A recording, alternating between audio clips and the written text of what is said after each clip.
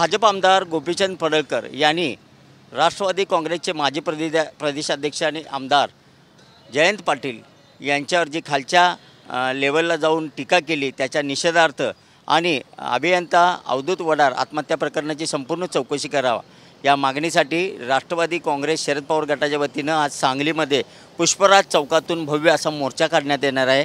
महाराष्ट्र संस्कृती बचाव मोर्चा असं या मोर्चाला नाव देण्यात आलेलं आहे।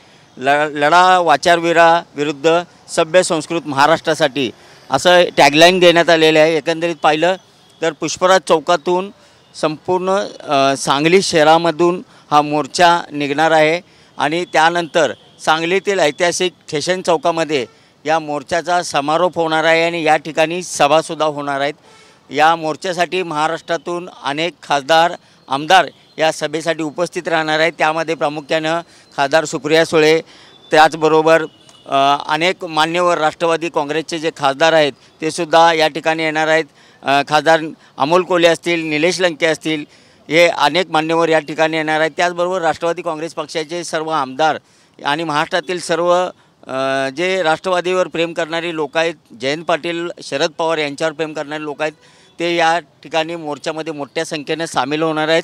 या ठिकाणी आपण पाहू शकता स्टेशन चौकात आपण सध्या आहोत आणि याच ठिकाणी राजाराम बापू पाटील यांचा भव्य दिव्य पुतळा या ठिकाणी माझ्या डाव्या बाजूला उभा करण्यात आलेला आहे आणि या पुतळ्याच्या ठिकाणीच या मोर्चाचा समारोप होणार आहे। एकंदरीत पाहिलं तर महाराष्ट्रात जे वाचारवीर आहेत ते अनेक खालच्या लेवलला जाऊन टीका करतात, त्यांना कुठं तर आवरा असा देवाभाऊ नावाच्या डिजिटल संपूर्ण सांगली शहरात या ठिकाणी लावण्यात आलेले आहेत। देवा यांना आवरा अशा पद्धतीनं डिजिटल संपूर्ण सांगली शहरातसुद्धा लावण्यात आलेले आहेत। एकंदरीत पाहिलं तर दुपारी ठीक 1 वाजता या मोर्चाला सुरुवात होणार आहे पुष्पराज चौकातून आणि समारोप हा सांगली शहरातील मध्यवर्ती ठिकाणी असणाऱ्या स्टेशन चौकात होणार आहेत। आता काही वेळ शिल्लक राहिलेला आहे आणि मोर्चाची पूर्ण तयारी या ठिकाणी राष्ट्रवादी काँग्रेस पक्ष शरद पवार गटाकडून करण्यात आली आहे। कॅमेरामन समित सोबत मी शंकर देवकुळे, TV9 मराठी, सांगली।